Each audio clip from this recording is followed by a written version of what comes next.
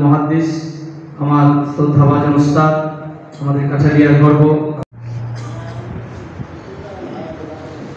সম্মানিত উপস্থিতি, এই পর্যায়ে আপনাদের সামনে বক্তব্য দিয়ে আসছেন জেলা জাতীয় শিক্ষক ফোরাম এর পক্ষ থেকে সংগ্রামী আল্লাহ দরবারে শুকরিয়া আদায় করতেছি যে এই জাতির দুর্দিনে পর্যন্ত টানা 14 বছর ইসলামী আন্দোলন বক্তব্যের উদ্দেশ্যে আসিনি, সকলের সাথে একটু সৌজন্য সাক্ষাতের জন্য এসেছি। আমি 1993 সালে কাঠালিয়া ছাত্র আন্দোলন থেকে শুরু বলেন আলহামদুলিল্লাহ। আমি অত্যন্ত আনন্দিত, গর্বিত। বিসমিল্লাহির রহমানির রহিম।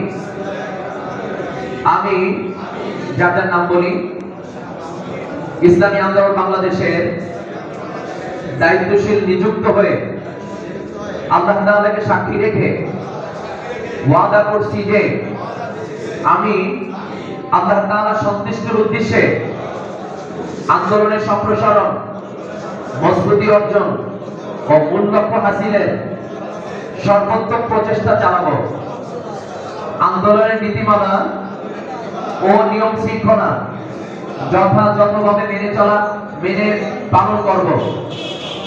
আমার উপর অর্পিত দায়িত্ব ও আমানত যথাযথভাবে পালন করব। আল্লাহ তাআলা আমাকে এই ওয়াদা পালন করার তৌফিক দিন, আমিন। আল্লাহ তাআলা অসংখ্য অগণিত সংগঠনের মধ্যে থেকে আপনাকে যে ইসলামী আন্দোলন, আমাকে যে ইসলামী আন্দোলন অন্তর্ভুক্ত করেছে, তুমি শুকরিয়া আদায় করুন। আলহামদুলিল্লাহ। অন্য মুখ খুলে আলহামদুলিল্লাহ। আমরা দুনিয়াতে কোনো সংগঠন করলে যে নেতা হয়েছি তার সাথে আরো বড় নেতা হইতে পারতাম, কিন্তু রাত্রে ঘুমাবার সময় অজু করে যখন ডান কাতে শুই তখন মনে করি এই অবস্থায় মৃত্যু হলে একটা মুসলমানই মৃত্যু হবে আসলে। কিন্তু ওই সমস্ত দুনিয়াবী সংগঠন করলে যদি মন্ত্রীও হইতাম তাহলে এই আশা করতে পারতাম না। ইসলামী আন্দোলন অঙ্গ সংগঠনের ভাইয়েরা, আপনাদের প্রতি আমার অনুরোধ, জানেন আপনাদেরকে দেখে আমি ইসলাম কবুল করেছি না, ওই old not I am new, এখন আমি নতুন নাই। আপনাদের কাছে অনুরোধ, বিগত দিনের সকল অবস্থার পরিবর্তন ঘটাইয়া 5 তারিখের পরে দেশে যে অভ্যুত্থান ঘটেছে এবং এই গণ অভ্যুত্থানের ছাত্র অভ্যুত্থানে দেশের যে পট পরিবর্তন হয়েছে, ইসলামী আন্দোলনের আমির এবং নায়েবে আমিরের কি ভূমিকা ছিল তা আপনারা দেখতে পেয়েছেন। কারণ উস্তাদের মাইন্ড হয় শেষ না, একেবারে জোরে কর, খালি পাতিল বাজে বেশি, খালি পাতিল বাজে বেশি, যে পাতিলে ভরা পানি বাজে না, তো সময় মতো চিৎকার মারানো, সময় মতো যে সময় মতো নায়েবে আমির সাহেবের জয়পুরের চিৎকার, বিষয়গুলির চিৎকারে ছাত্ররা সুযোগ পেয়েছে, শক্তি পেয়েছে, হাই করেছে। আজকে বিভিন্ন রাজনৈতিক দলের লোকেরা স্টেজে কথা বলতে পারছেন। অনেক দলের নামগুলো যারা তাদের নেতা নেত্রীর নামে দোয়া করাইতে গেলে 10 জন লোক মসজিদের চতুর্দিকে দাঁড়াই থাকতে, কিন্তু এই বুঝি পুলিশ আসে, ঠিক তবে ঠিক। এই মুহূর্ত থেকে অঙ্গীকারবদ্ধ হতে হবে যে আল্লাহকে বান্দাকে, আল্লাহ উনি যিনি সব করেন, বান্দা তিনি যিনি কিছু পারেন। যদি কিছু পারে না বিধায় সব যখন আল্লাহর হাতে, আমার হায়াত কার হাতে? আল্লাহর হাতে। আমার বেঁচে থাকা কার হাতে? আল্লাহর হাতে। ইসলামী আন্দোলনের ভাইরা একটা কথার উপর মজবুত হবে, এই জীবনটা ইসলামের জন্য করছি, এই জীবনটা ইসলামের পথে ব্যয় করব। কারণ হাত জায়গায় না, যদি তাই হয় আপনাদের জন্য প্রস্তুতি নেবেন। ইসলামী আন্দোলন সহ সকল অঙ্গ সংগঠন আর দিনের পর রাত্রে হতে দেওয়া হবে না, আর দেশের চিন্তাই করতে দেওয়া হবে না, কেন্দ্রিক ফয়সালা হবে। যদি কেউ এমন সাহস পায়, ইসলামী আন্দোলনের কর্মীরা তার হাত কেন্দ্রিক থেকে চুরমার করে দেবে। এই দীপ্ত শপথের উপর আমাদের অঙ্গীকারবদ্ধ থাকার তৌফিক দান করুন। দুইভাবে শরীক আছে এবং আল্লাহ যতদিন আগে থাকবে। তবে দুটো কথা বলে, 1 নম্বর কথা হচ্ছে সংগঠন সংঘবদ্ধ শক্তির নাম।